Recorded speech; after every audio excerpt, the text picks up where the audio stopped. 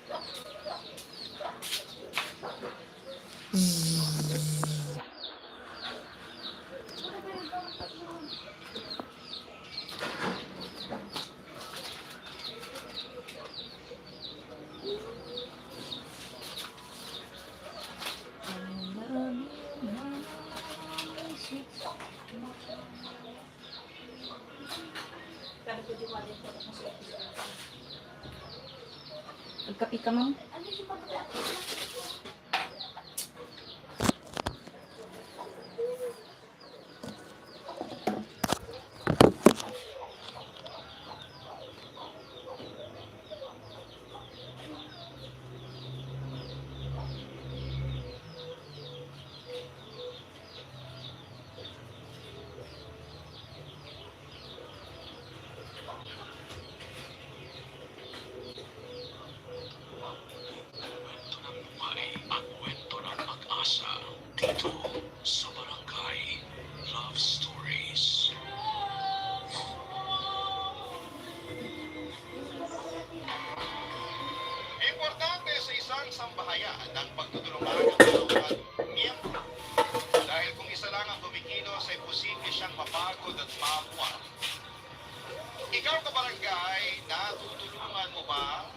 iyong pamilya. Dear Papa Dudu, lahat tayo ay mayroong bagay na pinagsisisihan. Yung mga bagay na sana ay hindi na lamang natin ginawa noon upang hindi nagkaroon ng komplikasyon sa ngayon. Minsan, naisip ko na sana ay totoong may time machine. Gagamitin ko talaga yon pabalik sa nakaraan upang makipagkita sa batang ko para mabigyan siya ng pag-asawang sampal sa mukha niya at sangkatutak na sermon upang hindi na siya mapariwarapa. Pero, imposible naman yun. Kaya nga sa abot ng makakaya ko ay pinapangatawanan ko na lamang ang bunga ng mga desisyon ko noong araw. Bago ko ipagpatuloy ang kwento ng buhay ko ay gusto ko munang magpakilala sa mga kabarangay natin. Itago din na lamang po ako sa pangalang Andy. 28 years old, taga-Bilangon ng Rizal at nagtatrabaho sa isang garment factory. May kinakasama na ako si Lance na sa ngayon ay taong bahay at siyang nag-aalaga sa mga anak namin. 19 pa lamang ako noong nabuntis at 20 anyos naman ang pinanganak ang aming panganay. Sa loob ng siyang taon naming pagsasama ni Lance ay umabot na sa 5 ang aming mga supling papadudo.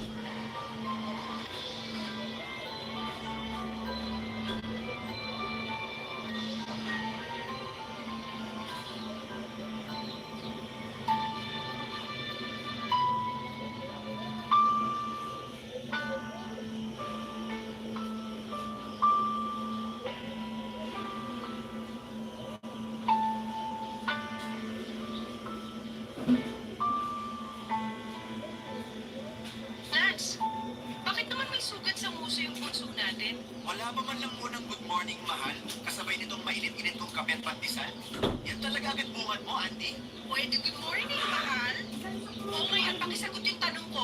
Malay ko kung bakit may sugat yung anak mo. Baka sa kalikutan? Anong malay mo? Dapat alam mo kasi ikaw ang bantay. Sinasabi mo ba na hindi ko sila binabantayan? May naririnig ka bang sinabi ko? Wala naman, di ba? Alam mo, minsan maglinis ka rin ng tenga mo. Kung ano-ano nang naririnig ko na hindi ko naman sinabi. Hindi nga. Pero tingin mo sa akin, oo, para di maintindihan sa tono ng pananalita mo na gano'n ang ibig mo sabihin. Sinasabi mo na dapat alam ko kasi ako ang bantay ng mga anak natin. Tama naman. Pero dahil di ako sigurado kung na paano yan, ipinalalabas mo na di ko na binabantayan. Hindi naman kasi magkakasugat yung anak natin sa nguso kung binabantayan mo. Ang laki-laki kaya nung gasgas. Na paano ba yun? Hindi ko alam. Malay ko nga sabi. Bakit di mo tanungin panganay natin? Baka masagot niya. Yan kay. Lagi na lang yung panganay natin ang sinisisi mo tuwing may mangyayari dito. Papaalala ko lang sa'yo ha. Bata pa yung panganay natin kaya ikaw pa rin dapat ang may gago sa mga bata. Huwag mong ipasa sa kanila yung mga responsibilidad mo. Kung tutusin, hindi ito yung unang beses na may nangyari sa bunso natin. Pati na rin silba natin mga anak sa pangangalaga mo. Nung nakaraan, yung pangalawa natin may pasa sa Kape, braso. kape? Sabi mo tumama sa gilid ng Meron mesa. ata.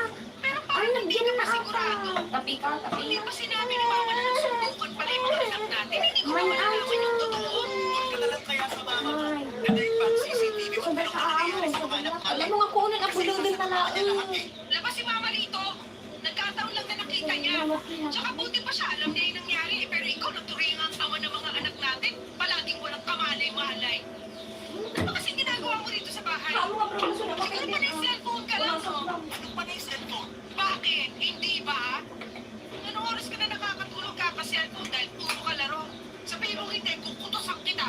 Parang tanga naman eh. Ikaw ang parang tanga. Hindi na nga lang pagbabantay sa mga anak natin at trabaho mo, hindi mo pa magawa ng maayos. Paano ba ako makakapagtrabaho ng panatag yan? Kung lagi ako nag-aalala na baka ano na namang mangyari sa mga anak natin pag uwi ko. Hindi na makapagpahinga sa kabatong dibdib ko, Lance. Palagi na lang nininervous ng dahil sa pagiging irresponsable mo. Kung makapagsalita ka naman dyan, akala mo, lagi ko pinababayaan mga anak natin ah. Araw-araw ba sila may sugat at pasa? Hindi naman, di ba? Diba mga bata yan? Natural din na manilingkod at nagkakasakitan. Sa dami nila, mababantayin ko ba sila isa-isa? Hirap sa'yo porque ikaw nagkatrabaho. Akala mo na kung sino ako umasta at magsalita dyan. Kung ayaw mong bantayan ang mga anak natin, hindi ikaw ang magtrabaho sa labas. Sinabi ko ba na ayaw mo? Wala akong sinasabi dami, no? Ibig sabihin, ayaw ko talaga magtrabaho ulit. Ha? Masaya na ako sa pagbabantay sa mga anak natin. Tsaka, kaka-regular mo lang dyan sa pinagkatrabahuan mo, di ba? Sabi mo, pangarap mo ma-regular dyan. Ayan, nangyari na nga. Oo, pangarap ko. Kasi mukhang ikaw ang walang pangarap para sa pamilya natin. Papa Dudut, hindi na ako nakatungtong ng kolehiyo dahil maaga kaming nagkaanak ni Lance. Maging siya ay high school lang din ang natapos. Tapos nasundan pa ng nasunugan ng mga anak namin dahil hindi ko sineryoso ang paggamit ng contraception at pag-family planning. Kaya nga sising-sisi ako na umabot na sa 5 ang anak namin ni Lance dahil doon ay naranasan namin mag-isang kahig, isang tubak. Gabi-gabi. Bago ako matulog ay umabalik sa akin lahat ng mga bagay na pakaramdam ko ay ninakaw sa akin ang panahon. At isa na nga doon ay yung may enjoy pa man lang ang kabataan ko at pagiging dalaga. Hindi na kasi nangyari yun noong nabuntis at nagkaanak ako. At mas lalo lang akong nanunubog sa araw-araw na ginagawa ng Diyos. At dahil sa kinakasama kong mahinang tumiskarte sa buhay. Ewan, pero hindi ko mapigilan magtapo kay Lance kasi mukhang wala siyang pangarap para sa amin at mga anak niya. At dagdag stress pa sa akin sa tuwing kinukumusta ng mama ko kung kailan siya magkakatrabaho o mapadudod.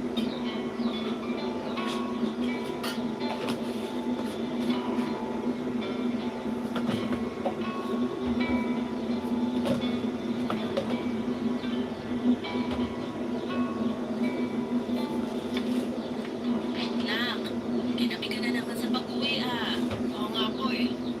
Kailangan kasi mag-overtime sa trabaho kasi marami kaming gawa. Ganun ba? Opo. Kaso nakakapagod. Nakakangalay ng batok at ang sakit-sakit na ng likod ko.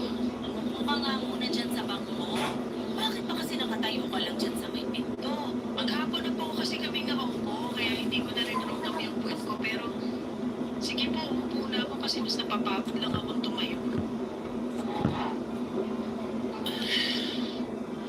Tulog na po ba yung mga bata? Oo, kakatulog lang nila. Ay, kumain ka na ba? Kumain na. Nakisubo na lang ako dun sa kasamahan ko kanina sa baon niya. Kasi wala na pala akong pera pang bilhin. Ayoko na makutang sa kantin dahil ang mamahal ng mga paninda nila. Pero pag gano'n, umutang ka na. Kasi paano na lang kung walang baon yung kasamahan mo, di ba? Opo, ma. Sorry po Sorry saan? Sorry kasi alam ko mataas ang pangarap niyo para sa akin kaya gustong-gusto niyo ako makapagtapos ni Papa sa college. Pero hindi na nangyari yun dahil sinumay ko kayo nung pabuntis ako ng maaga kay Lance. Tapos hindi ko pa sineryoso yung pagpa-family planning kaya dumami yung anak namin. 27 years old pa lang ako pero Okay. losyang na ako. Mas mukha pa nga yata kayong bata kaysa sa akin. Ay, nangyari na yon. Wala na tayong magagawa pa doon. Kung may dapat mang sisihin dito, ang kinakasama mong pulpul mag-isip at mahinang tumiskarte. Huwag naman po kayong ganyan magsalita kay Lance, ma. Paano hindi ako magsasalita ng ganito? Nakikita ko na wala naman siyang ginagawa rito sa bahay niyo. Di magbantay sa mga anak niyo hindi pa maayos-ayos. Puro na lang cellphone, piling pinata. Bakit kasi di na lang siya pagtrabahuin mo? Tapos ikaw na lang dito sa bahay para mag-alaga sa mga bata. Nag-usap na po kami ni Lance tungkol sa bagay na yan. Sinabi niya sa akin nakaka-regular ko lang po sa pinagtatrabahuan ko. Sayang naman kung magre-resign ako. Naisip ko tama naman. Sus, sinabi niya lang yun kasi ayaw niyang siyang magtrabaho sa inyo. Sa bagay, masarap ang buhay niyo rito sa bahay niyo Kunwari nagbabantay sa mga anak, pero panay cellphone ang inaatupag. Panay cellphone lang ba talaga ang ginagawa ni Lance dito, ma? Ay, naku! Oo, sinasabi ko sa'yo, pag alis mo papunta sa trabaho, nakatutok na sa cellphone yan. Habang pinapakain mga anak nyo, bago balikuan, puro cellphone yung magaling na lalaking yan. Kaya nga laging late yung panganay nyo sa school Pag uwi rito sa bahay, imbis na makipaglaro sa mga anak nyo, cellphone ang inaatupag.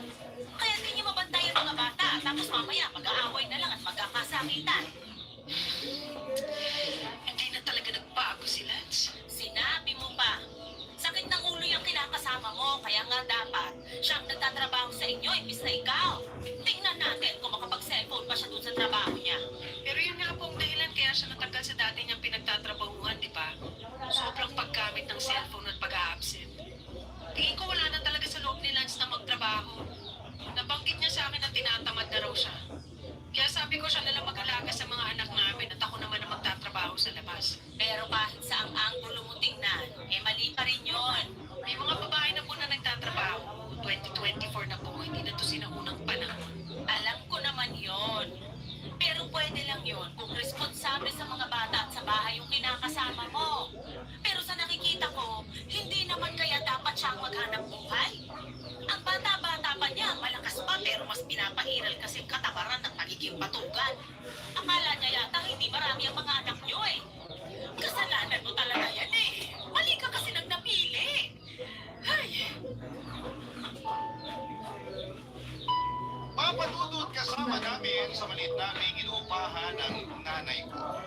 Lumipat siya sa amin bago mag-pandemic at binenta ang bahay na pinundar nila ni Papa matapos nitong mamatay noong 2018. Katwiran niya ay hindi na raw niya kayang tumira noong mag-isa lalo na. Bawat sulok ng bahay namin ay may alaala ng hibaw kong tatay. Gumatang din? Tinanggap ko si Mama sa aming pamilya kasi magulang ko pa rin naman siya. Kung tatanungin ninyo ako kung nahihiya ako kay Mama, oo ang sagot ko. Pakiramdam ko ay binigo ko sila ni Papa sa pangarap nilang makapagtapos ako ng pag-aaral para magkaroon ng magandang trabaho. At kapag naiisip ko ang bagay na yon ay nalulugmok ako dahil sinaktan ko ang damdamin ng mga magulang ko. Alam ko naman na hindi ko na maibabalik ang nakaraan upang maitama ang mga desisyon ko sa buhay pero tanging hiling ko na lamang sa Diyos ay maging mabuti ang kapalaran sa aking pamilya sa kasalukuyan. At papadudod, lagi kaming may mapagkakakitaan nang sa ganoon ay hindi naman kami sumalang, lalo na sa pagkain namin sa pang-araw-araw. Barangay Love Stories. Barangay Love Stories. Papadudod na ko lang ang nagtatrabaho sa akin walang araw na hindi ako nahirapang pagkasyahin ang kinikita ko para sa pagkain namin. Bills at iba pang mga gastusin lalo na kapag nagkakasakit ang mga anak namin ni Lance. Sa totoo lang ay malimit akong umiyak at matulala dahil kulang na kulang talaga ang budget namin sa pang-araw-araw. Tapos ay dagdagan pa ng mga away namin ni Lance na sobrang nagpapasakit sa aking ulo at kalooban. Malapit ko na tuloy pagsisihan na siya ang kinasama ko sa buong buhay ko lalo na at mukhang wala talaga siyang maayos na direksyon para sa amin. Simula kasi nang natanggal siya sa trabaho noong 2023 ay tinamad na siyang maghanap pa. Hindi ko alam kung mas na-enjoy na niya ang pag-aalaga sa mga anak namin o sadyang hinayaan na lang niya ako ang bumuhat sa aming pamilya. Ewan, hindi talaga ako masaya sa relasyon namin pero hindi ko naman siya mahiwalayan dahil meron kaming mga anak. Papadudod.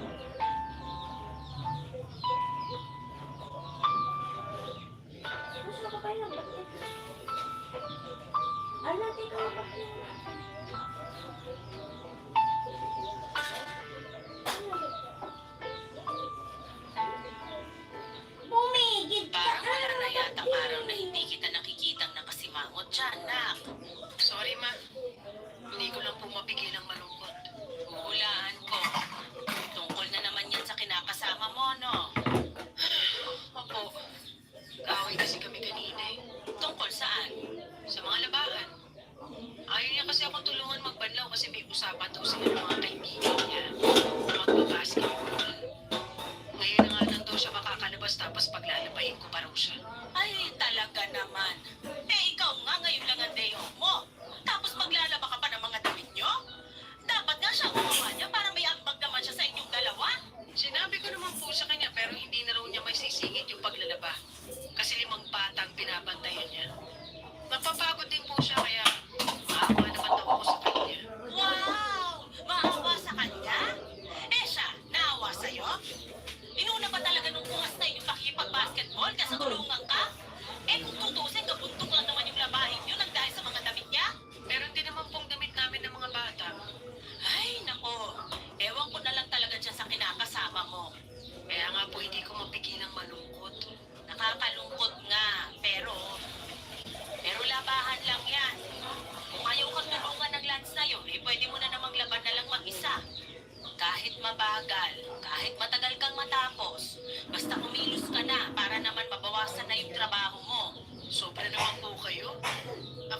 sabihin niyo magpahinga ako, huwag na muna maglaba.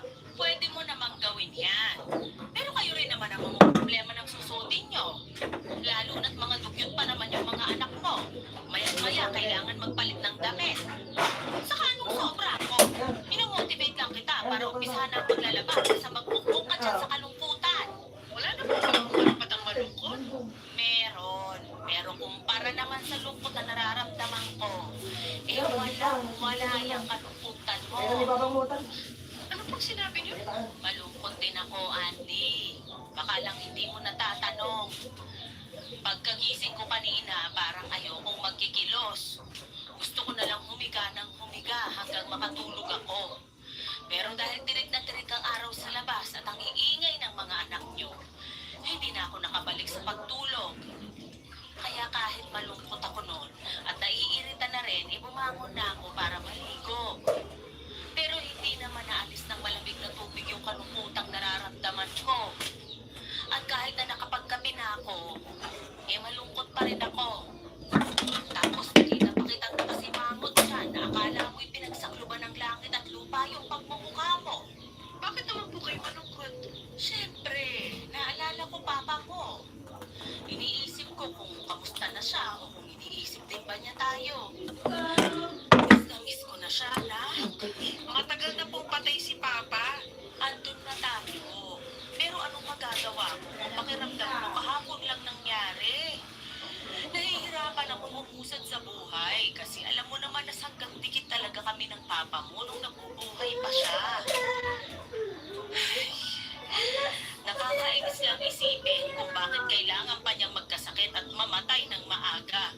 Hindi ko na po alam ang sagot dyan, Ma. Kasi kahit na ano mang sabihin ko, hindi kayo naniniwala. May sarili kayong paniniwala eh. Totoo naman na unfair ang Diyos kasi kinuha niya sa atin ang papa mo ah. Pero nangyari na yun. At matagal na rin patay si Papa. Sigurado kung nakikita at naririnig niya lang kayo ngayon, hindi niya magugustuhan na nagkakaganyan kayo. Ewan ko. Pero kung totoo ngang nakikita at naririnig niya ako ngayon, sana magpakita siya sa akin. Sabik na akong makita siya at marinig ang boses niya.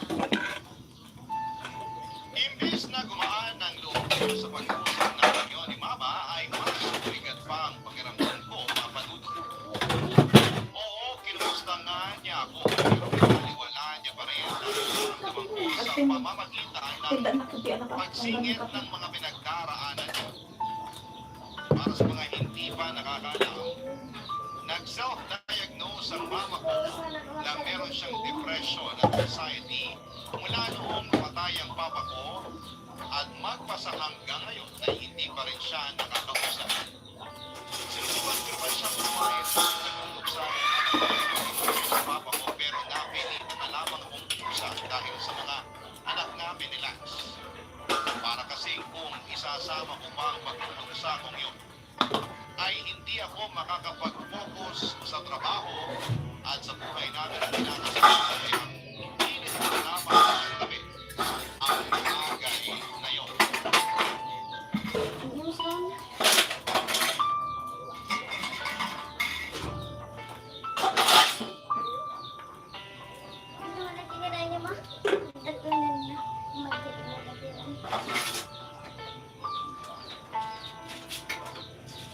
Nanay mo talaga, malapit ko na yung kamutusan eh. Ano?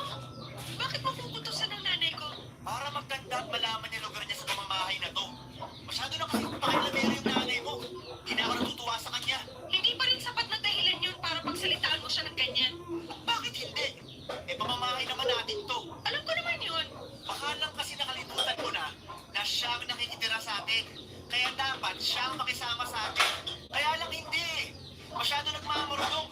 Akala mo naman kung sino. Ano ba kasi nangyari? Bakit ganyan kainit ang ulo mo? Yung nanay mo kasi taklese. Sinermonan lang naman ako.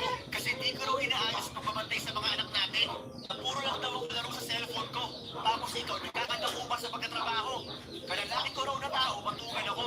Dapat ako raw ang nagkatrabaho sa labas, imbis na ikaw na siyang nanay sa pamilya natin.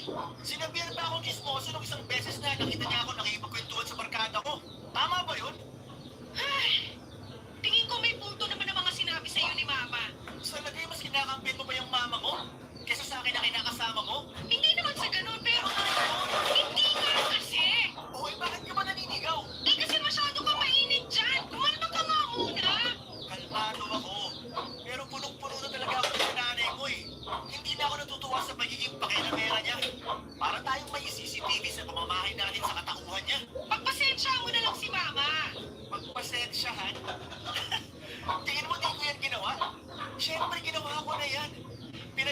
Pinasensyahan ko na yung nanay mo kasi nanay mo yan.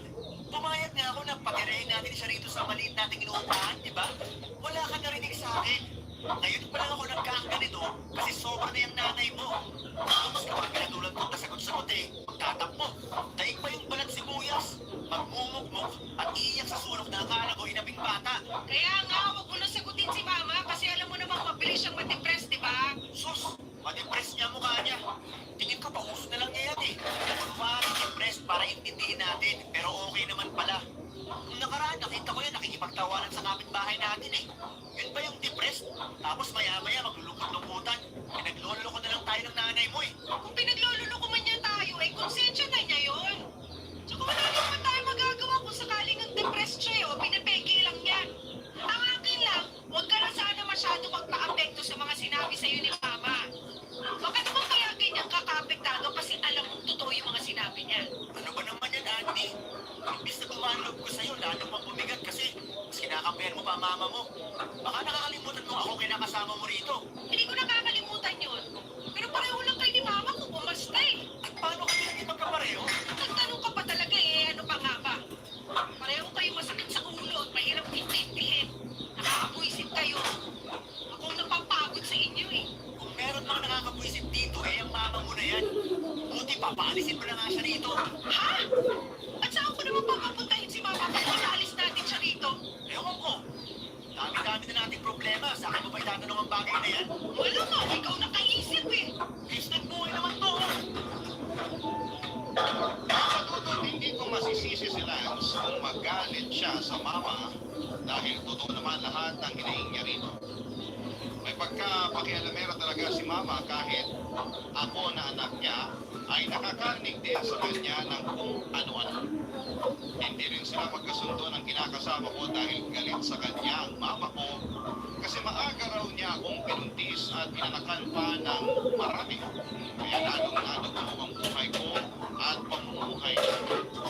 At lumala pa nga ang hiringan at parinigan nila dahil magkakasama kami sa isang buo.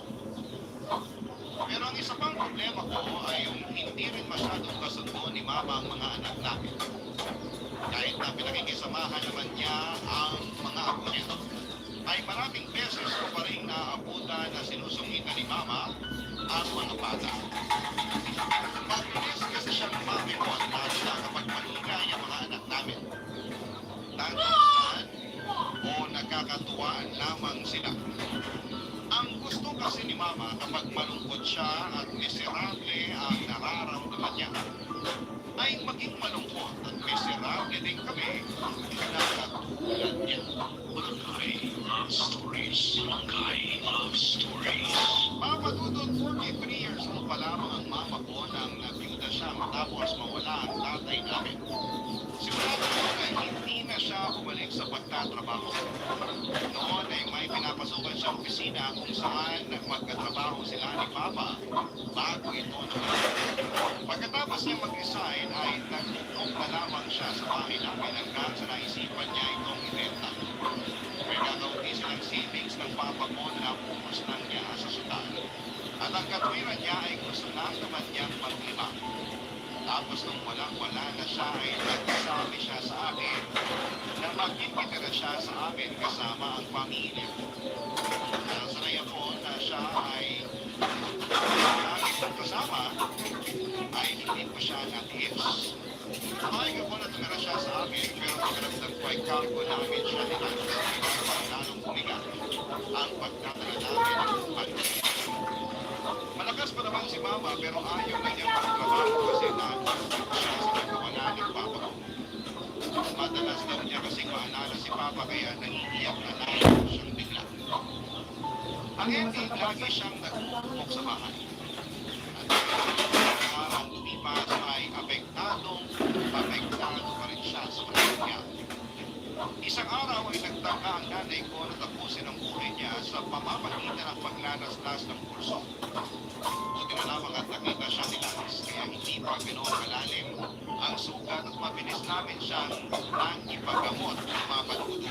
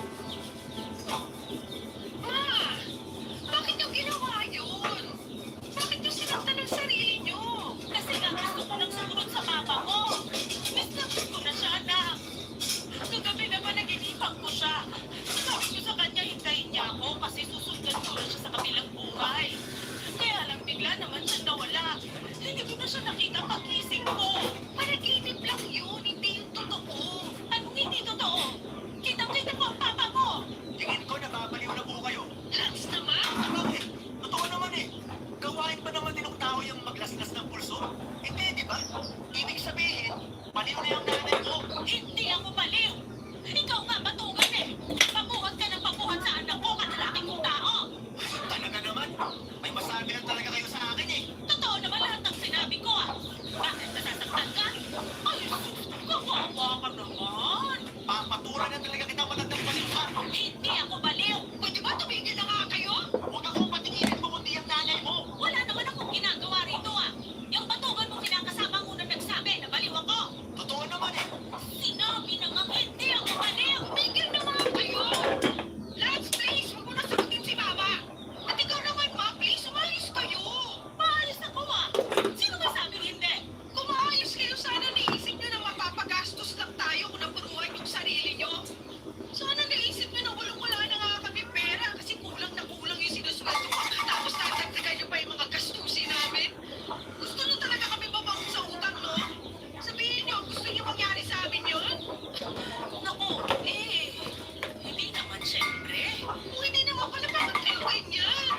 Hindi ko alam. Basta ko lang naisip yun eh. Alam niyo yan, pero hinahayaan nyo lang ang sarili nyo na magpadala sa isip nyo. Hindi mo talaga ako maiintindihan kasi wala ka naman sa posisyon ko. Hindi ko na kailangan mapunta sa posisyon nyo dahil baka lalo lang ako masiraan ng ulo. Nagluksari naman ako sa pagkawala ni Papa pero umusad pa rin ako. Kaso kayo hindi. Napag-iwanan na kayo kaya apektado na yung buhay nyo. Tapos dinadamay nyo pa kami, may sarili naman kami problema ng pamilya ko. Ma, please! Kung hindi nyo kami matutulungan sa araw-araw namin pamumuhay, huwag na po kayong tumagdag sa mga iniisip namin. Lalong-lalo na sa amin.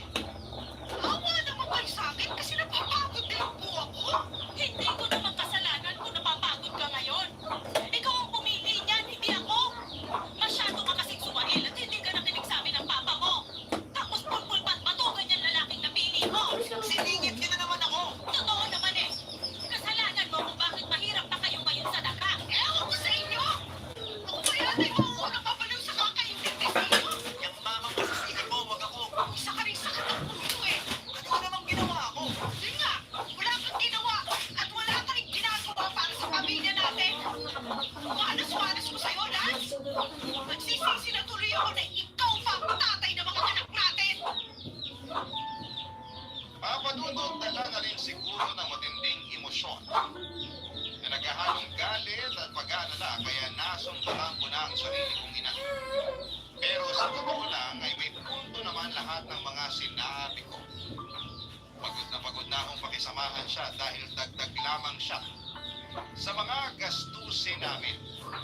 Nag-iikaos na nga kami sa buhay tapos mapapaggastos pa kami ng malaki ng dahil sa kanya.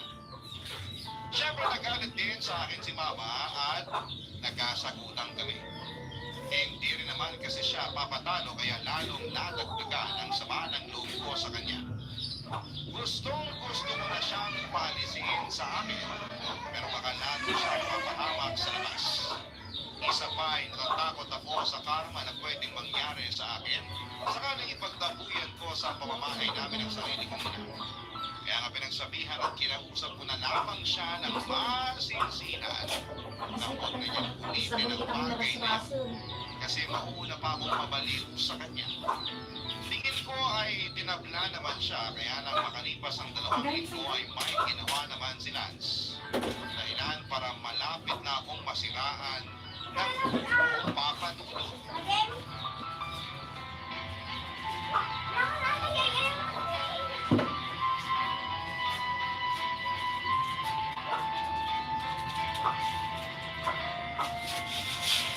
Lance, ano to? Anong ano yan? Ay, teka. Bakit mo hawak cellphone ko? Bakit? Masama bang hawakan ko cellphone mo? Hindi, pero... Uy, patay mali siya. Sige, tanong ko, sagot ko. Ano to mga pinaglalay mo na picture ng mga sexy na babae online? Tapos nagko-comment ka pa talaga na parang akala mo wala kang palibli ng 5 anak, ha? Wala lang yan. Ano wala? Tingin mo ba sa akin tanga? Para maniwala na wala lang to? Wala nga lang talaga yan. Hindi ako bulag. Hindi mo naman sinabing bulag ka.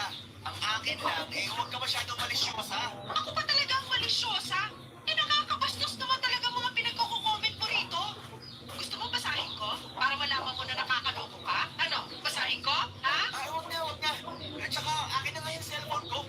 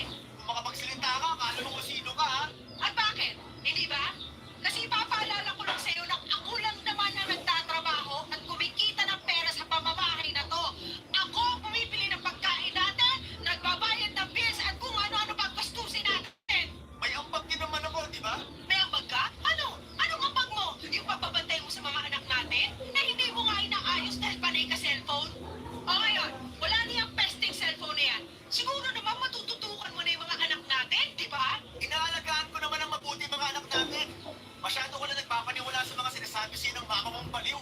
Huwag mo nang itamay si Mama rito dahil lalo lang sumasakit ang ulo ko.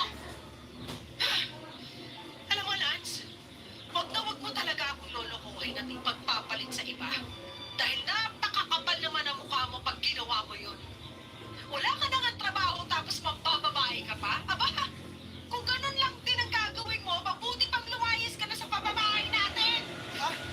Saan naman ako pupunta kung palalayasin mo ako? Hindi ko alam.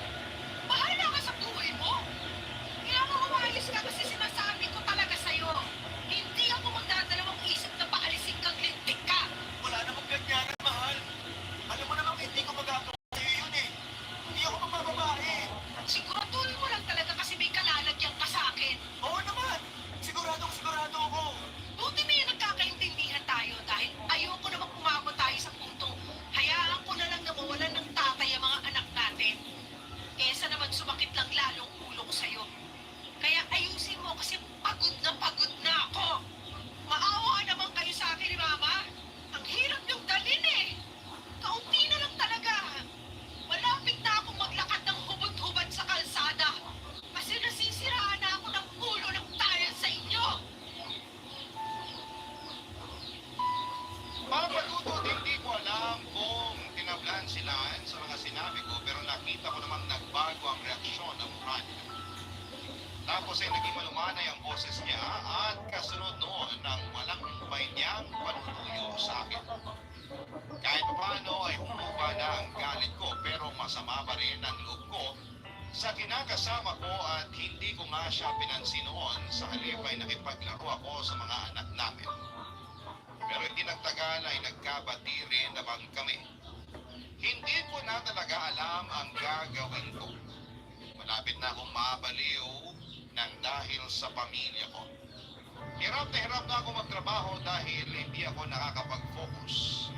Pakiramdam ko ay para akong punong kahoy na mabubuwal anumang sandali. Sa kasalukuyan, ako pa rin ang naghahanap buhay sa amin.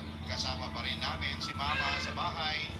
At paminsan-minsan ay nalulungkot at nalulungkot pa rin siya. Pero buti na lang dahil may pinagkakabalahan na siya. Gaya ng pagtitinda niya ng almusal sa tapat ng bahay namin tuwing umaga hanggang tanghali. Dalangin ko na sana lang ay magtuloy-tuloy na kasi kahit paano ay nakakatulong din naman ang maliit niyang kita sa amin ng pamilya ko. At pangarap ko na mapatignan ng mama ko sa eksperto sakaling may sapat na kaming pera para matulungan siya sa kanyang depresyon. Hanggang dito na lamang po ang sulat ko, Papa Dudut. Maraming salamat po sakaling mapili po ninyong i-ere sa inyong programang Barangay Love Stories. Gusto ko na rin kunin ang pagkakataon na ito para magpasalamat sa programa ninyo dahil naninibang at natututo ako sa mga istorya ng kabarangay natin na itinatampok ninyo. God bless and more power sa inyo. Ang inyong forever kapuso at kabarangay, Andy. Barangay Love Stories. Barangay Love Stories. Anong say mo sa Barangay Love Stories na ito? Pagkwentuhan natin sa comment section yan. Barangay Dance 97.1. 97.1.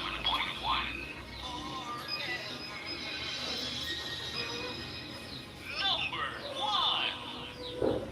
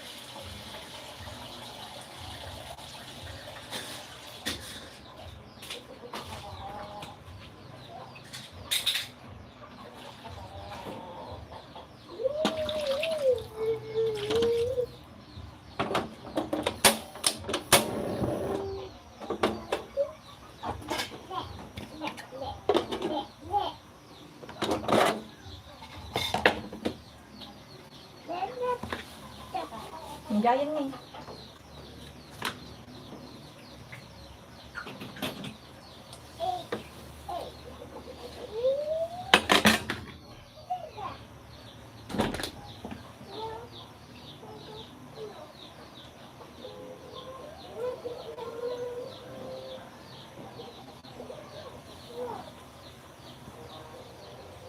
Ang mga kwento ng pag-ibig, kwento ng buhay, at kwento ng pag-asa dito sa Barangay Love Stories.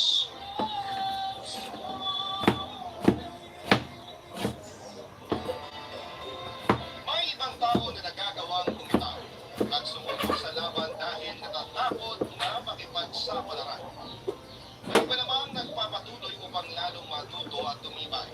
Ikaw, kabarangay, anong laban ang nagturo sa iyo para maging mas matatag at mas matapang na harapin ang bawat hamon Nubal mo kay pang pasyar daw. ng iyong buhay. Dear Papa Dudut, Bumabati po sa inyo ang sa milyong tagapakinig ng inyong programang Barangay Love Stories. Tawagin niyo na lamang po ako sa pangalang Isabel. 43 years old na ako sa ngayon. Joy, iyapan mo man bisa danong. Sa Ligas, Bilbao. Isa rin sa mga kasusugin ninyong taga-subaybay. Ang isishare ko po sa inyo ay naranasan ko 25 years ago. Pupunta ng Rizal po ako papadudod. Anak po ako sa pagkabinata ng aking ama.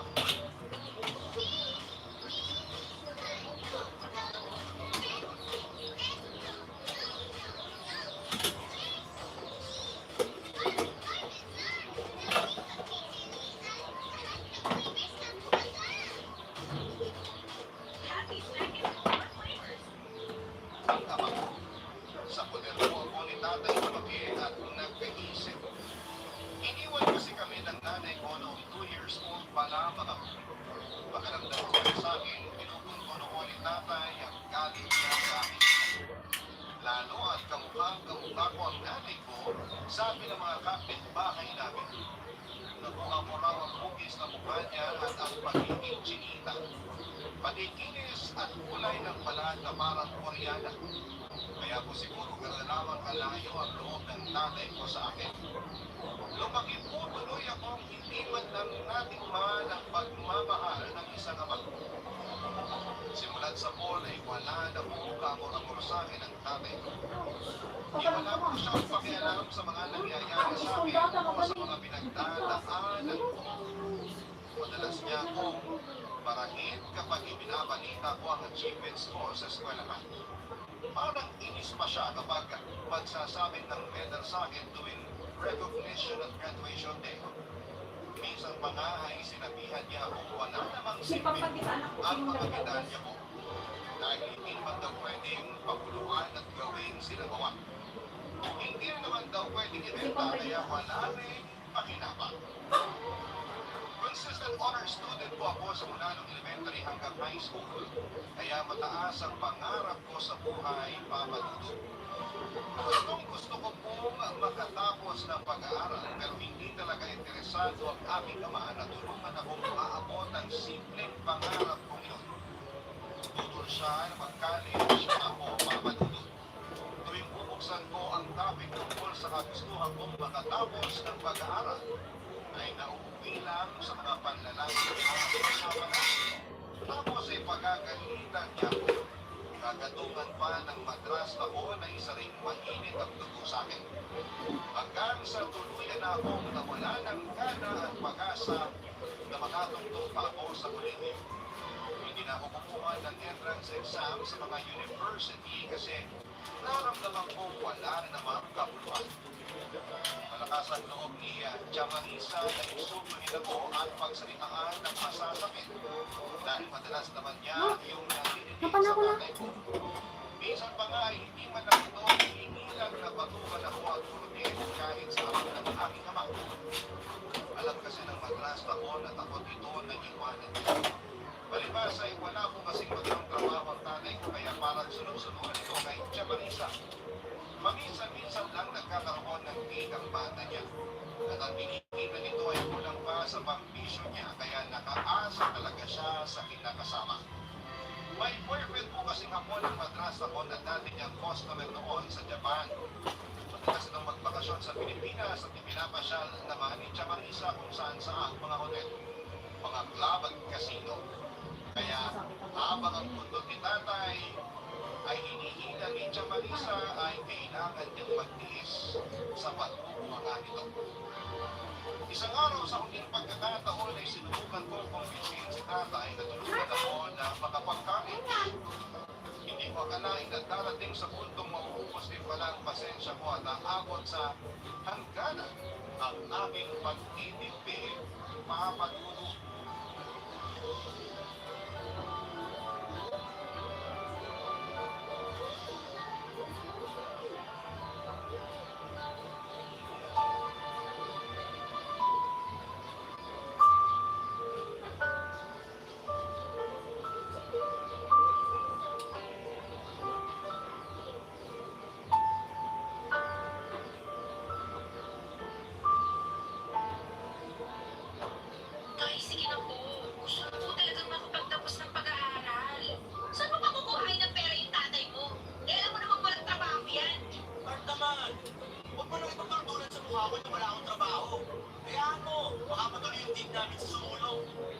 makakuha kami ng regular na pwesto ron. Ano naman po pala tayo eh. Baka pwedeng mag-college na ako. Ano ka ba naman, Isabela? Paano ka sa swerte sa trabaho niyan? Eh hindi ba nga, pinangungunahan mo na. Kahit kailan talaga, buwisit ka. Pero kasi tay, sayang naman po kung hindi ako makakapag-college. Ang kulit pa rin eh, no? Hindi ko alam kung paano ka nakagraduate na may honor eh. Ang hina ng pick-up mo. Ano nga gusto sa'yo ng ama mo eh? Sa akin lang din umaasa yan. Kaninong pera aasahan mo sa pag-aaral mo? Sa akin? Ang kapal naman ang mukha mo. Kart naman, pati ba bata, papatulan mo ba? Bata pa ba yan? Nagulat na yan ah. Kung tutuusin ka, pwede na yung magbalat ng buto na magkaroon naman ng silbi. Para hindi yan dalawa pa kayo pabigat sa buhay ko. Pabigat po pala eh. Bakit pa kayo nagsusumiksik dito? Sino ba kasi may sabi sa inyo na pumadol sa tatay ko? Kayo naman to may gustong pumasok sa buhay namin ah. Pagkatapos ngayon, manunumbat kayo? Aalis na nga. Ako sa pupunta na? Hoy! Anong sinasabi mo kay Bata ka ha? Huwag mo akong pinagtataasan ng boss si Krato ka ha? Huwag ka na yan mo! Huwag na huwag mo! Isa ka mo kay Bitaas! Nalaman ka na ha? Kaya mo na? Kaya mo na ako ha? Ano ba kayo dalawa? Hindi ba kayo nahihiya? Gabi-gabi na nahihiya ka ba? Eh, itong anak mo bastos eh! Akala mo Sa bahali na labdab na ni Papa. Yan ko lang tulad sa kong lapit eh. pero kung makasagot, akala mo ba yung pinagmamanak na? Ano pa kaya kung makapagtrabaho na yan? Eh, di sisipa-sipahin ka na lang yan. Huwag niyo akong itutulad sa inyo, siya, na mga palang ako. Insin pang si Papa.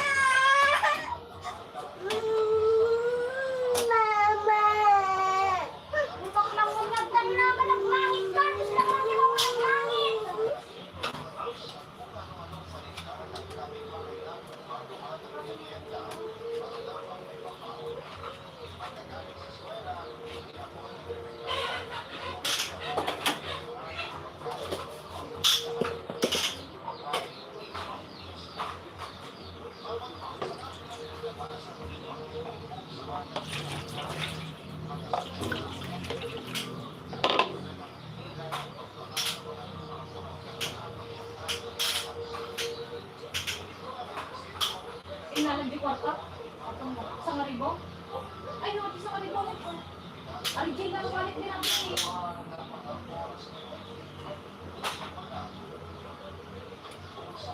Ang mangyayari na. Mangyayari na siguro. Mangyayari na dikit. Mangyayari na dikit. Pero kung man, hindi pa napatik anak.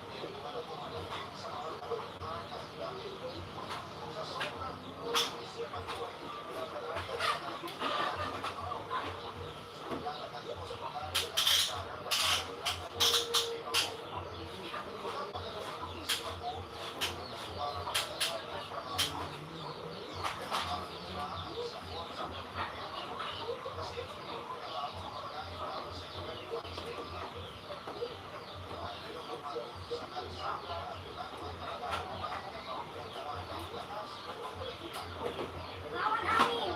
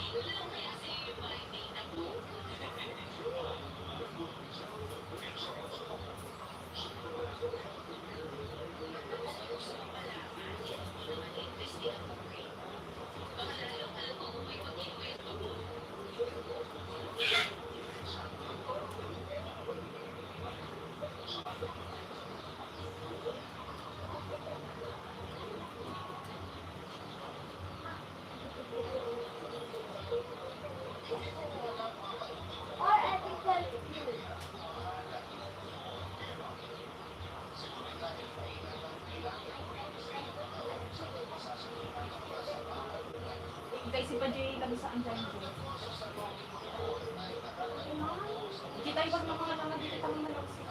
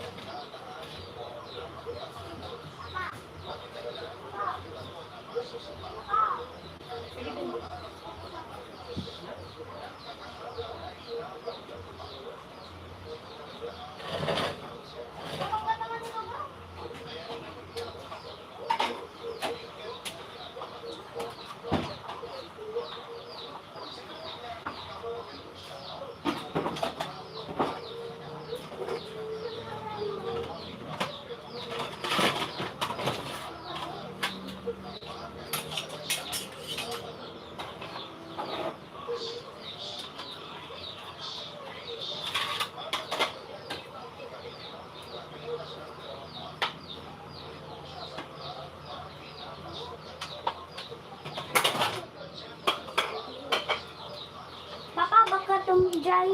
Nagawa mo, nagawa mo.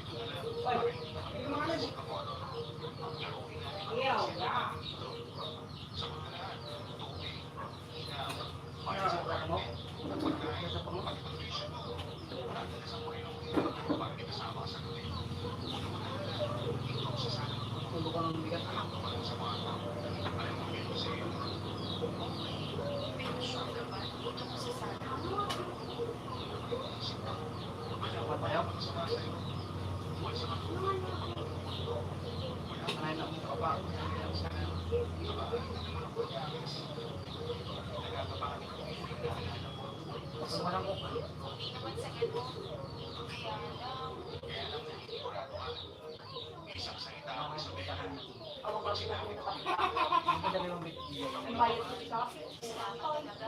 Tapos ang aribo, Barangay. sabi ko lang tirapi ito sa aribo sa tiniwala. Awal, pinulak na ka na kayo iniwan. Abi, inaanak ng bunduan kita o sa o direct mo tirapi ito.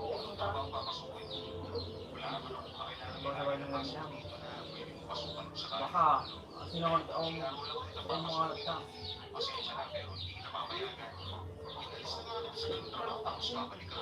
Marunong naman akong kumanta sa mga gitara. Natuto ko kay tatay nung bata pa ako. Baka muli ako mag-perform.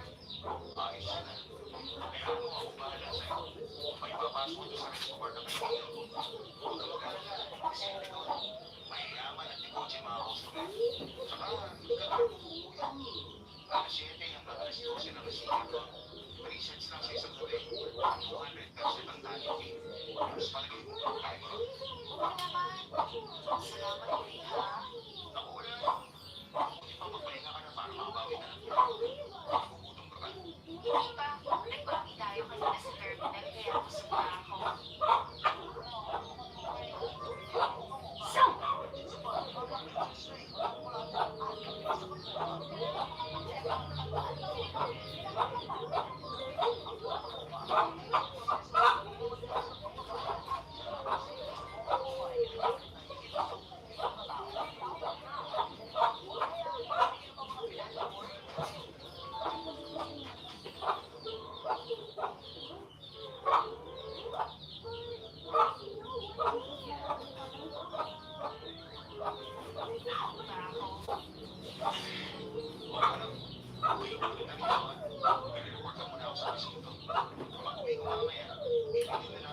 Tatangay na yan. Nakapitan. Hindi pag-bripak. Hoy, dulit Ano na nga lang? Ako'y kumakalak. Tanga, bubo. Palasang ipinangako sa akin ng niya Pilpan. Pagpabasol ka man nun. Napaka-responsable niya at Ano mo tumanalain ah? na tao. Alam ba kanya kung ano ang dapat itorbahay sa loob ng bahay at ang dapat pagkagastusan. Malayo-malayo sa tatay kong tawanan walang diskarte sa upa. Wala rin ako naging problema sa setup namin. Bakit upo si Ronnie? Hindi ko siya nakita ng kahit kaunting mali siya at hindi siya nag-take advantage sa akin. Pagputin ko siya at split na lang.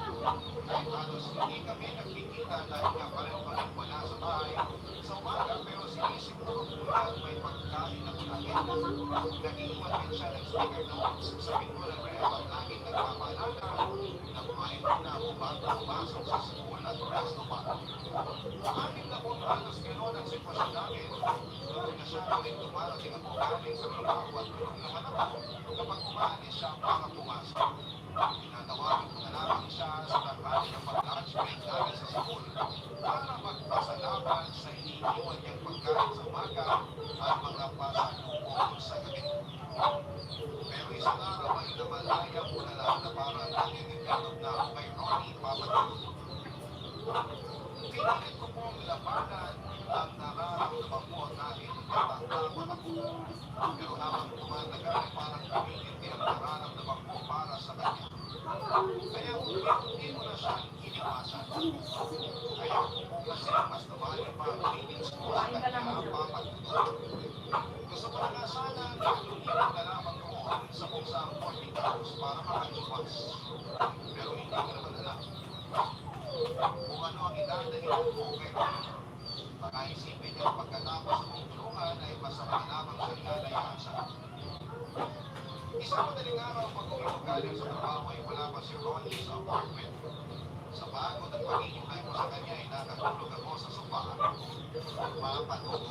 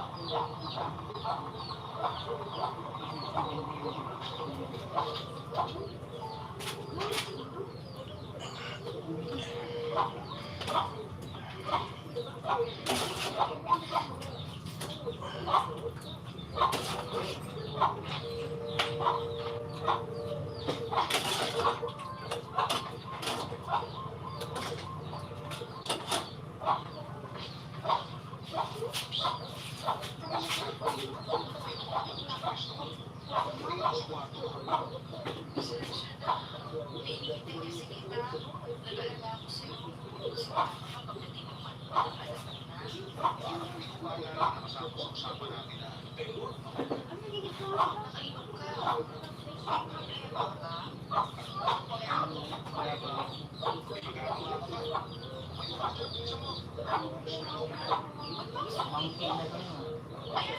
Naupo ka.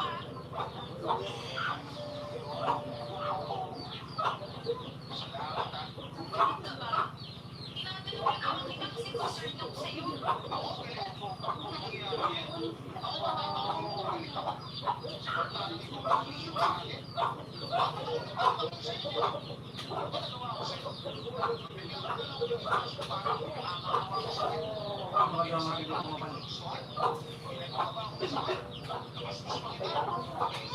Tinatanong ka naman kita kasi concerned ako sa'yo. Wala naman namang gawang mali. Kaso lang, loob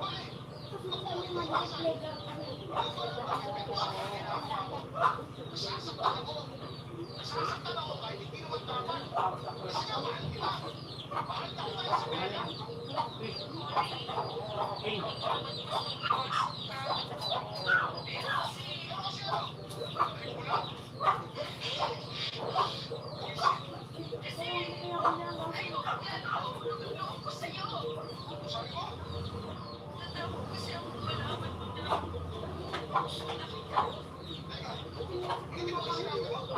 next month ko ako email sa Nicole.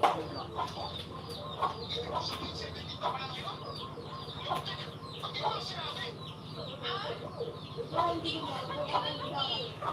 Saan ka ba nagagalit ka na naman? Sandali,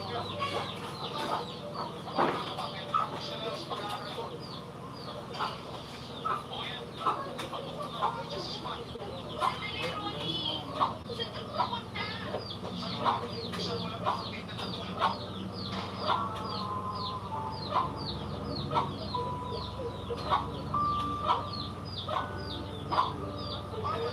Paghihintay ko kay Ronnie ay nabis sa pagtatalo.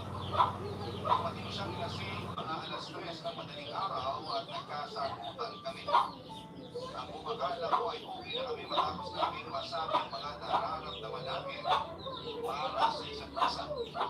Hindi ko alam kung ano ang nasabi ko na ikinagkaroon niya mama. Pero pagkatapos ng pag-uusap namin yun ay siya naman ang parang umiwas sa akin. Bigla na lamang po siya hindi na umiwas sa apartment sa presinto na siya laging natutulog. Aaminin ko papatulog na nasaktan ako sa ginawa niya. Hindi ko kasi alam kung bakit bigla na lamang siyang nagbago. Ako naman tuloy yung nag-isip kung ano ang nagawa kong kasalanan. Kung sa bagay, naisip kong baka nga mas mabuti na gano'n para masigurado ko rin ang nararamdaman ko. Na mamaya ay nababalitan lamang ako sa kanya kasi super sweet at thoughtful niya papatuloy. Pwede na-attract lamang ako kasi napaka-gentleman niya. O baka naman sobrang tumatanaw lamang ako ng utang ko. Naisip ko rin na baka nakikita ko lang siyang father figure. First time ko po kasi na magkagusto ang tumaga sa lalaki. Kaya nalilito ako. Sa lahat ng hirap na pinagdaanan ko ay wala akong naging interes sa mga crush noong mga panahong yun. Nakapokus lang talaga ang isipan ko noon na makapagtapos ng pag-aaral. Kung paano magkita para may pambaon sa swela. Kaya wala akong panahon na magkagusto sa lalaki. Tsaka bago ko nakilala si Ronnie, may punto na ang tingin ko sa mga lalaki ay puro katulad lamang ng malupit kong tata, papadudong. Love stories. Barangay Love Stories. Papadudong mga dalawang taon na loob mula noong simula na bumiwasan ni Ronnie. Nakakalungkot kasi nag-itin ako na hindi niya alam. Siya sana ang gusto kong kasama noong ibuko at unang beses ko sana yun. Na mag-celebrate pero na-birthday pa rin akong mag-isa. Kung sumagay ay sanay na akong lumilipas sa espesyal na araw na baliwala lang. Pero isang gabi noon ay may isang customer na nagpupulingit na ihatid ako pagkatapos ng servo sa restaurant.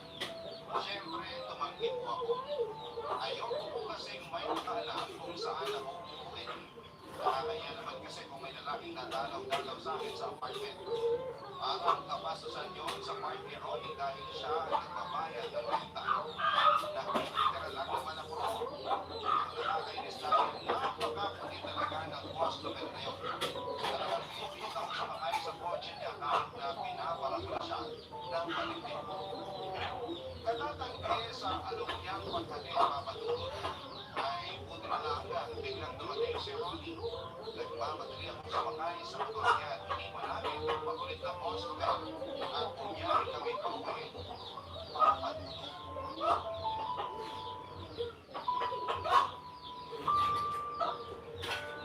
Peng, may katuyod!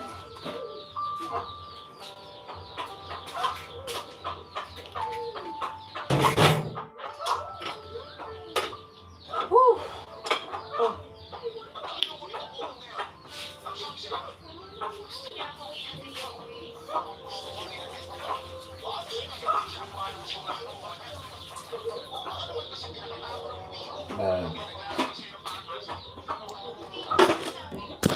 Sa loob pa lang ng bar, talagang makulit na yun. Lasing na kasi. Kinukulit ko sa loob ng bar pala. Ang sabi ni parang yan eh. Wala si boss kanina eh. Kaya pala nakabuelo ka. Kasi walang bantay sa'yo. Akala mo siguro hindi ko malalaman, no? Hindi ko alam. Kahit hindi ako napupunta sa trabaho ko, nakasubaybay pa rin ako sa'yo. Kaya alam ko kung may tukol na po ko sa'yo. Ba't ka makapagsalita? Kasalanan na ba ngayon kung may kumausap sa akin? Mapipigilan ko bang mga customer na kausapin ako? Tsaka ano naman sa'yo kung ligawan ako? Wala namang batas na nagbabawal ligawan ng mga single ah. Kaya ba nagpapaligaw ka sa trabaho? Akala ko ba gusto mo makatapos sa pag-aaral? Kung mo ba may nanliligaw sa akin, hindi na ako makakapagtapos? Saka kasama ba sa usapan natin na bawal magpaligaw sa trabaho? Parang wala naman akong maalala. Ganun.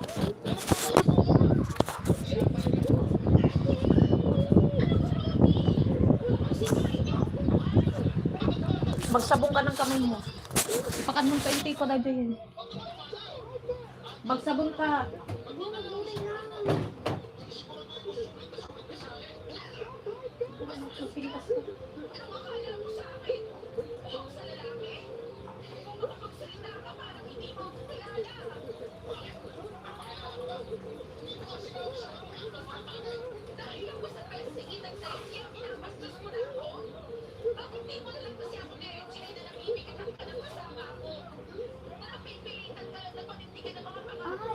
Tadi mama na yan. Magpabala. Magsabong ka ng kamay mo. Pati kasi muling ka. Nalang sila to.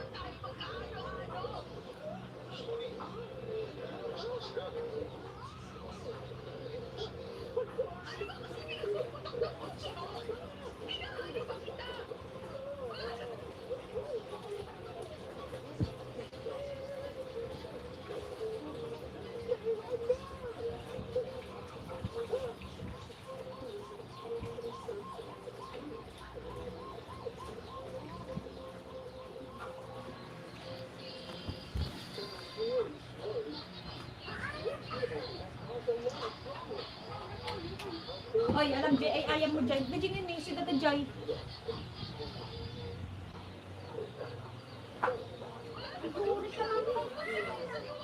Peng!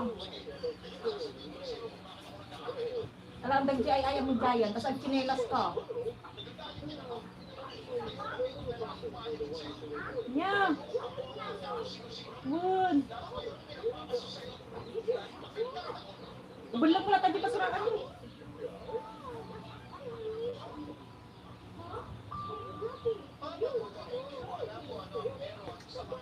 Biar.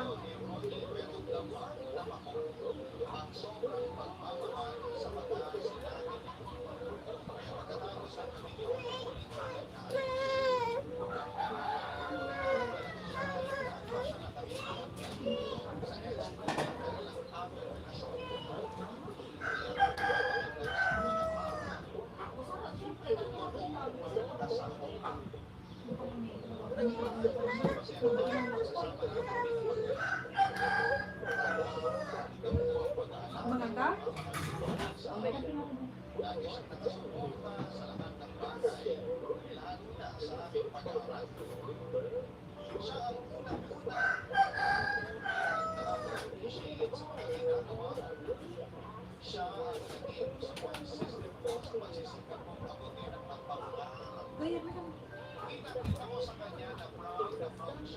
bawat achievement ko.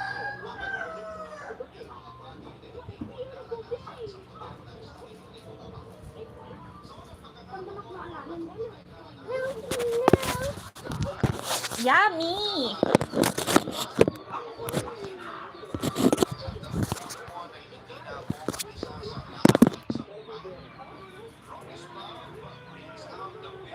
Nagadulato nga artenan.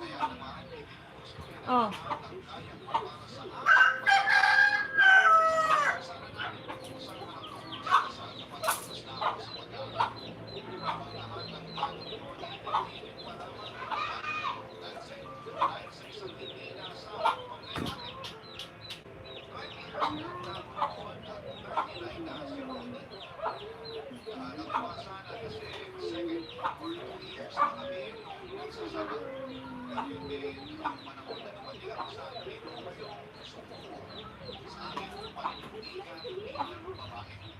Maginawa ni.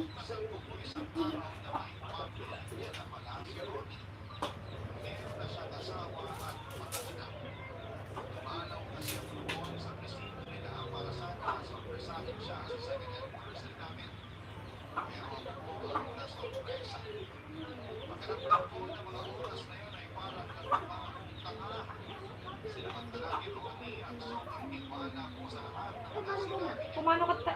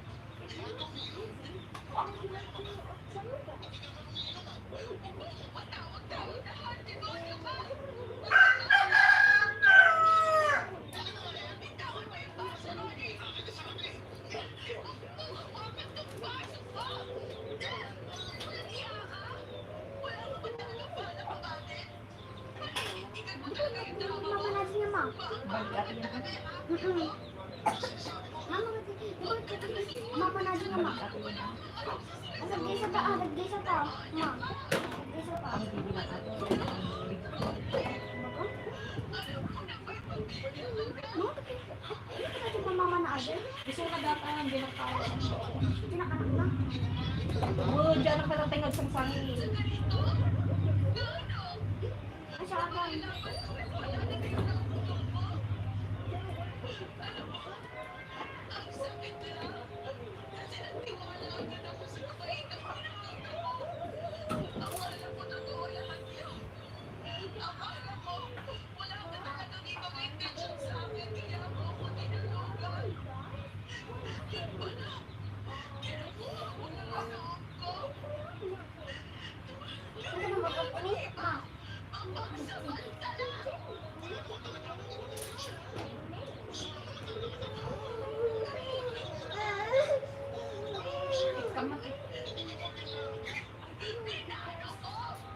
Kasi kung hindi, sana sinabi mo agad. Para nagkaroon lang sana ako ng chance makapag-isip. Bago lang ipagrelasyon ko. Kung gusto mo bang maging kabeto o hindi. Sana sinabi mo para nagkaroon ako ng choice. Ngayon, a little fussy. Wala sa Sinadya mo ng magsinungaling.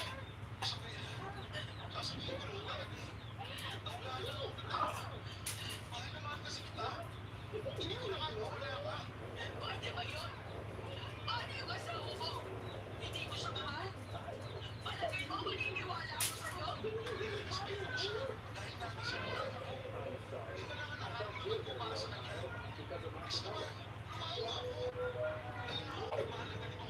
Anong tawag niya mama niya? Ma.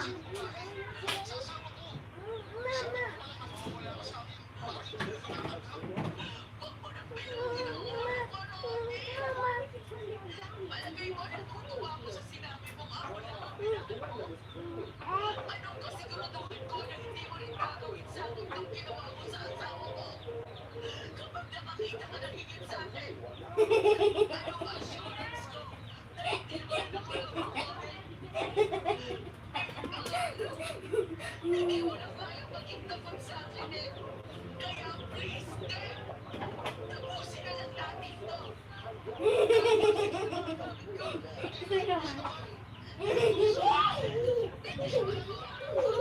Ang kaalam siya ay ayam mo. Alam man, Joy. Bulisan. Hindi ka nga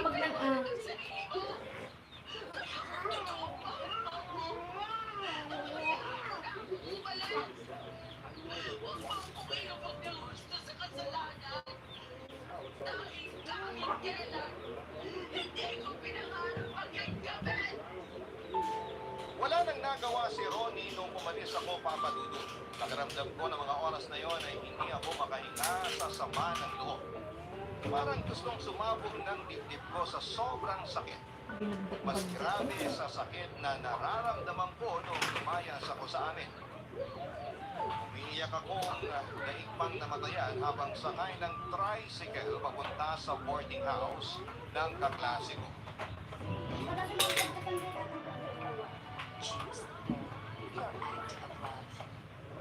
Kaklase ko. Pagkatapos ng hiwalayan namin ni Ronnie, ay saka ko lang naisip na masyado pala akong naging desperadang makaranas ng pagmamahal. Deep inside pala ay isa rin yun sa mga pinapangarap ko. Yun din kasi ang kulang sa buhay ko.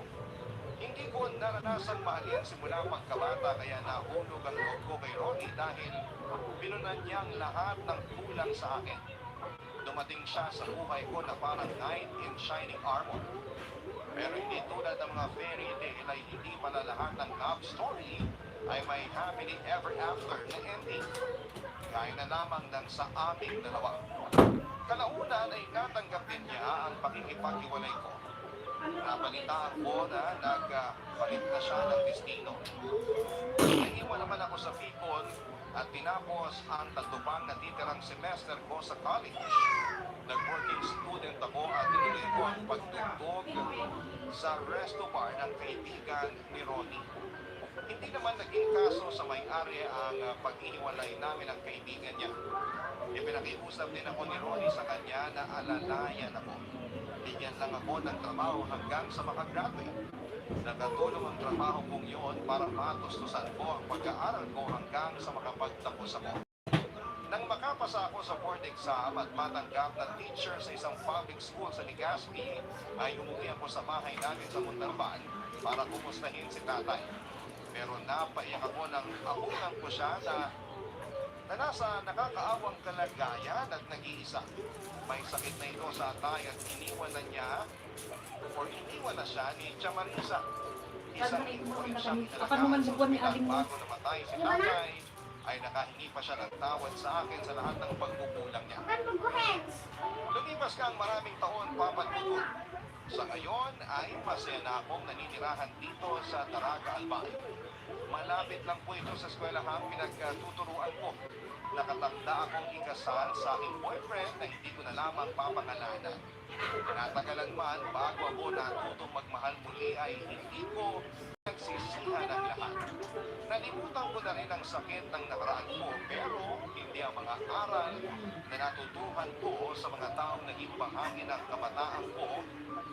At gaya ni Tatay at ni Ronnie, silang nagturo sa akin ng kahulugan ng self-love.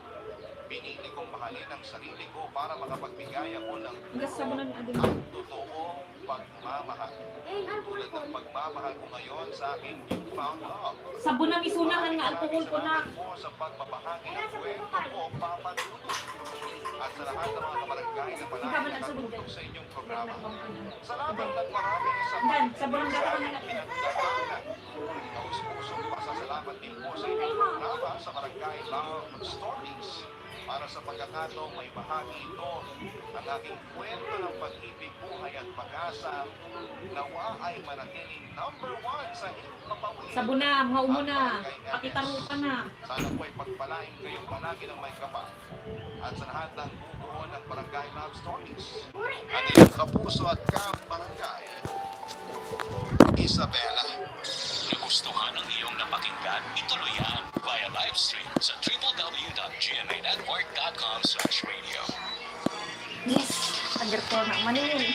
Damdam magbabadak man diinit eh.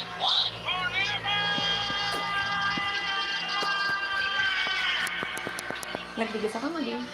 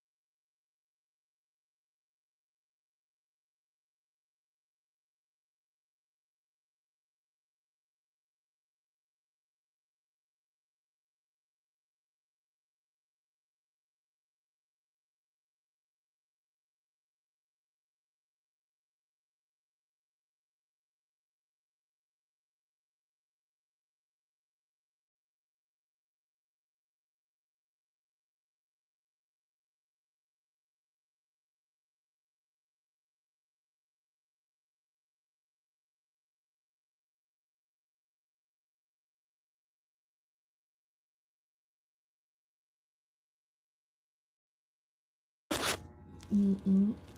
Breathe ni King Kong. Breathe ni King Kong. Breathe ni King Kong. Breathe ni King Kong. Breathe ni King Kong.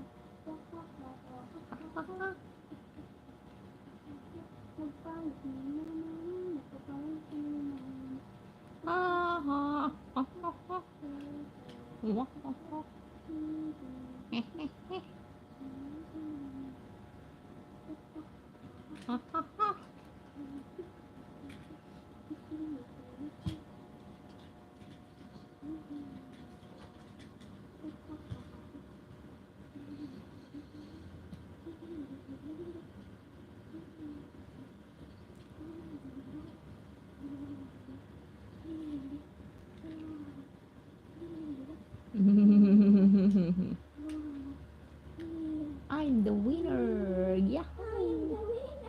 Just like you.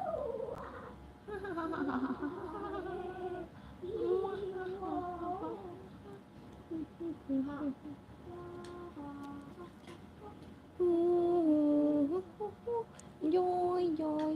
Paki, paki. Pagkala na ako sa matakil. Takiniking. Ha ha ha ha ha.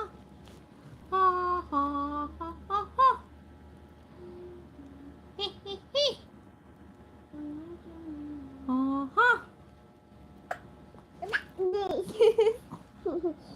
Takiniking.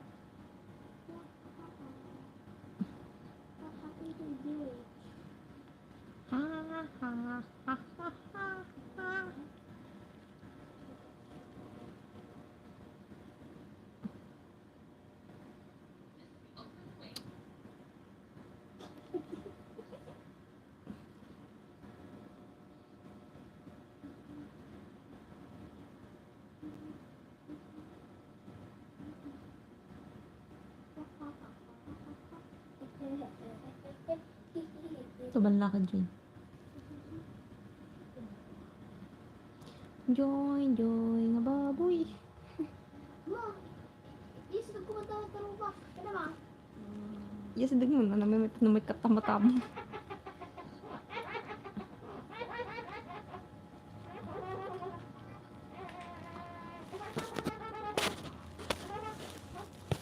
Joy, ato, toy.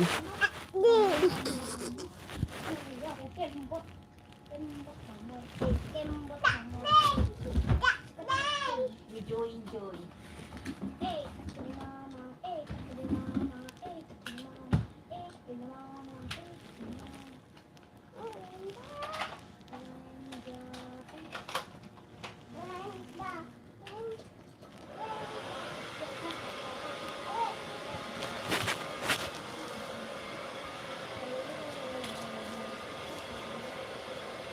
Now in the baby,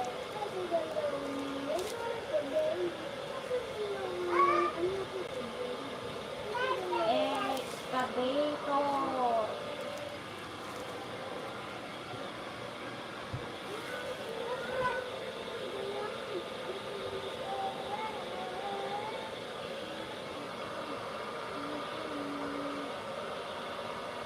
Ano ka ba balik na ba tayo? Ano yung balik ko lang? Saan mas maya?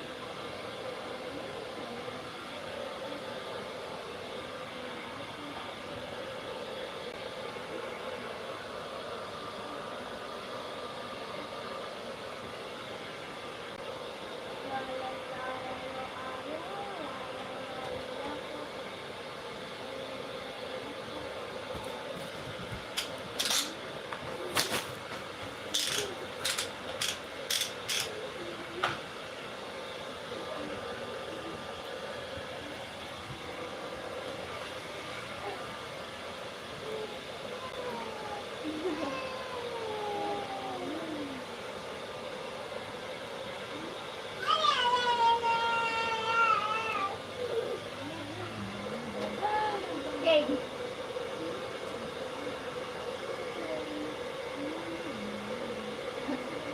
Nagkikliking yun. So cute! Nagkikliking parang. Nagmagabot mo?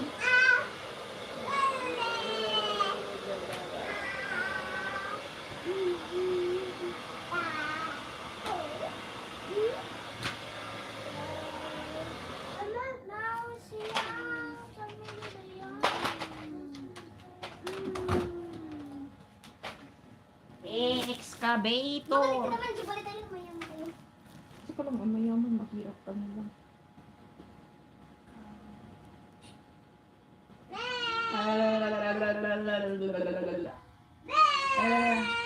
Nak, number 20 itong man. Kaya malamlang niis. At mag-alis tayo po yun.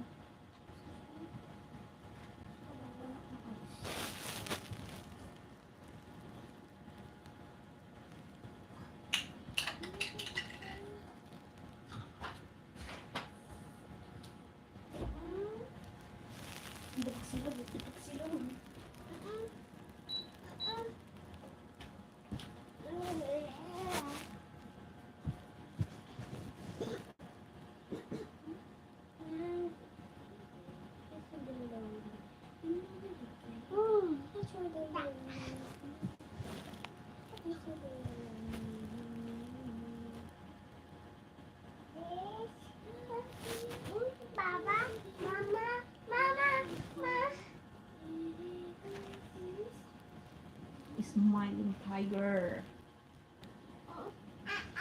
Dump truck. Aray ko, excavator. Excavator. Wheel. Ay, excavator dito tinagalan din. Excavator.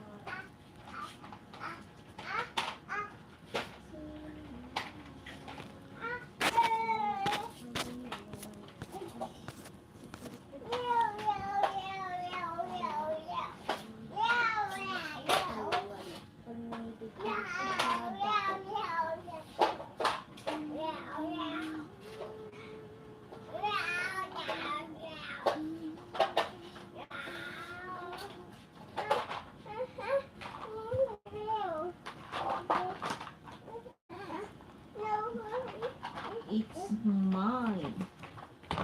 Dump truck. Wheel. And the drum truck. Wheel, wheel, wheel.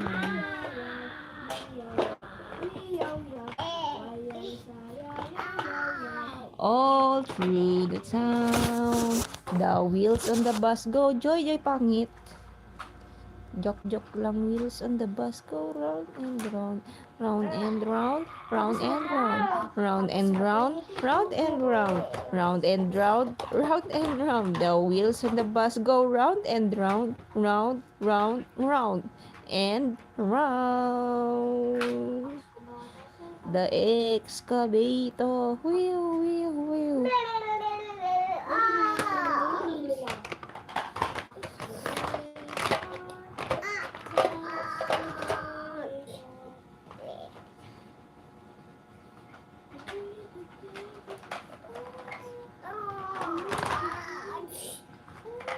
Police car.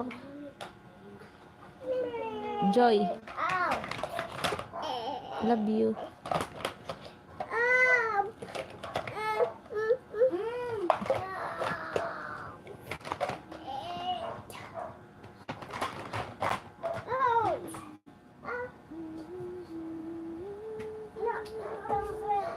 Manin matikon. Hindi ka lang makatana ah. Hindi ko na makataltal na. Nak pa lang atak na. Pasla ka lang ni Joy Joy. Naking ka man lukatan na. Class na anak, Shakton. Sige na anak, kahit makapagpahinga lang naman sana kung nandito ka. Yun ang sabi mo noon sa akin. Mama, na big girl na ton ko. Tulungan ka ton. Oh, hindi bagbak. Tikas G ang. Hindi bagbaga. Oo, bon. Pagtanakan ah. Meow, meow, meow, meow. Saan tarbangan? Sulpong gaming dotoy. Manong, sa...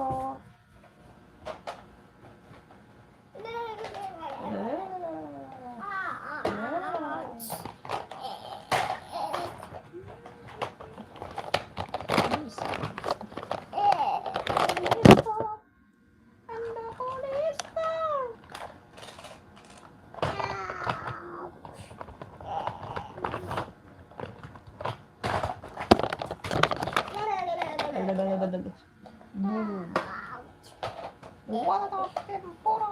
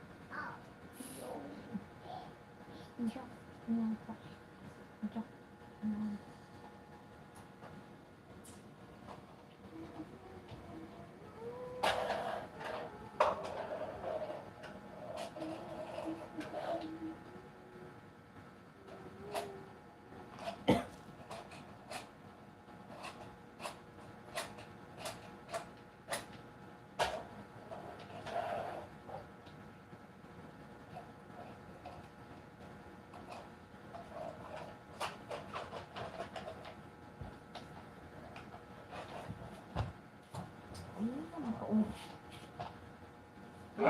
sakto mo na dito mga Okay. Po, Yonika, Totoy.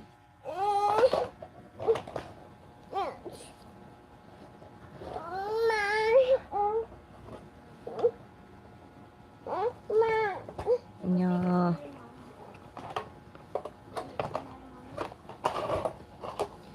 Ini ako kapagamin. Pisi. Abunso. King nga bonso. Jack nga paria, Jack nga paria, Jack nga paria.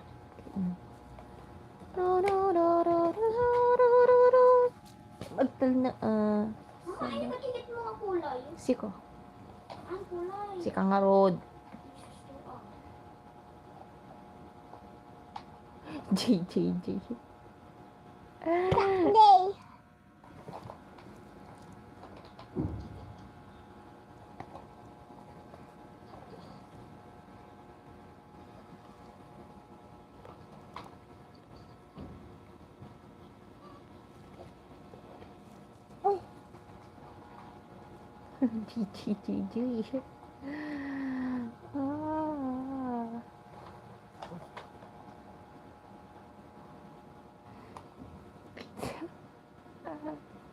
Papaputukan nan.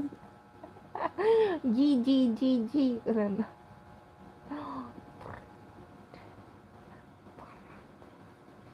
Sais. Sais nga baka, sais nga baka.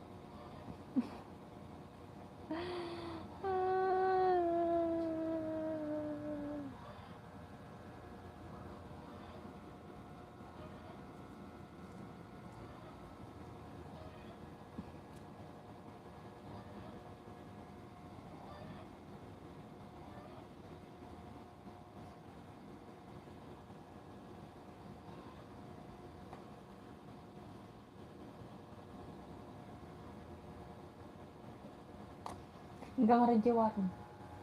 Ito punta electric pan Tapos agtal na kalang dito hanggang mga rumor-umunog enti Porto. repon I-20 mo pa. Ay. Goodbye. Night. Bye.